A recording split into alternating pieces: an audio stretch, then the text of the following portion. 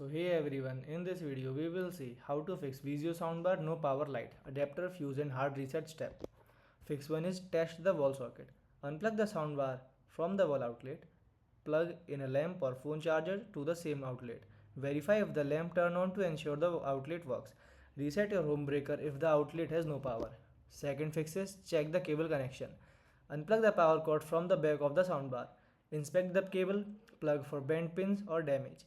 Push the cord firmly back into the soundbar port, ensure a tight fit with no loose movement. Third fix is perform a hard power reset. Disconnect the power cord from the wall outlet. Hold the physical power button on the soundbar for 30 seconds. Do not use the remote for the step. Leave the unit unplugged for 2 full minutes. Plug the cord directly into the wall bypassing power strips. Fourth fix is swap the power cord. Locate a matching cable from the TV, printer or PlayStation. Vizio uses standard figure 8C7 power cord. Plug the replacement cable into the soundbar and wall. Press power to see if the original cord was broken. Fifth fix is check the power switch. Look at the back or bottom of the specific model. Locate the master toggle switch if your model has one. Flip the switch to on the I symbol. So thanks for watching.